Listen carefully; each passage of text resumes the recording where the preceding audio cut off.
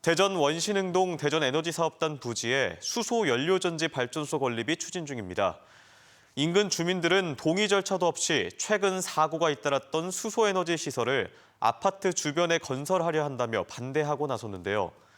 특히 정부가 수소경제 활성화 로드맵에 따라 발전용 수소연료 전지 규모를 대폭 확대할 전망이라 비슷한 갈등이 잇따를 것으로 우려되고 있습니다. 김태욱 기자입니다.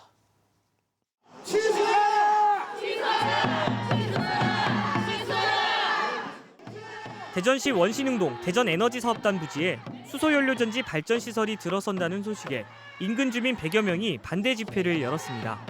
주민들은 지난 5월과 6월 강릉과 광양에서 수소 폭발 사고로 9명의 사상자가 발생했다며 수소에너지 시설에 대한 불안을 호소했습니다. 학교 옆에, 바로 옆에, 그리고 아파트 옆에 수소 전지 발전소, 그냥 어떻게 보면 검증되지 않은 그 발전소가 들어온다는 게 이건 말도 안 됩니다. 저희들은 매일매일 불안에 떨며 살고 있습니다. 주민들은 또 지자체가 주민 의견 수렴 없이 졸속으로 사업을 진행하고 있다며 절차상의 문제도 제기했습니다. 수소발전소 건립이라는 중요한 문제를 주민들과 상의도 안 하고 유성구청에서 졸속으로 처리해서 주민들의 알 권리를 무시한 처사라고 생각해서 이곳에는 오는 12월 760억 원을 들여 11메가와트 규모의 수소연료전지 발전시설이 착공할 예정이지만 주민 반대로 첫 삽도 뜨지 못한 상황.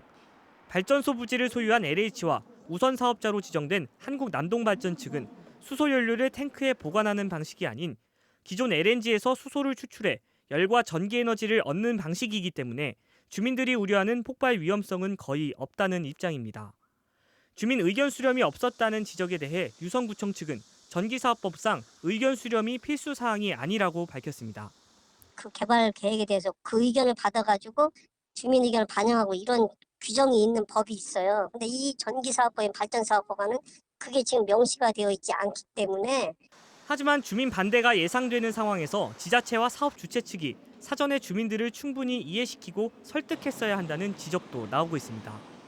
당연히 안전 측면에서도 신뢰할 수 있어야 되고 어떤 경제적 측면에서도 뭔가 이익이 되는 이런 어떤 그 정책들이 같이 이루어지지 않고서는 지역 주민들이 이해하고 동의하기가 어렵죠.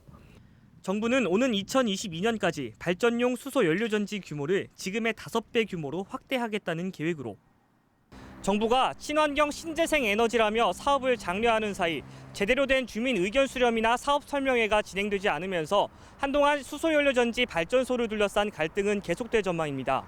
MBC 뉴스 김태욱입니다.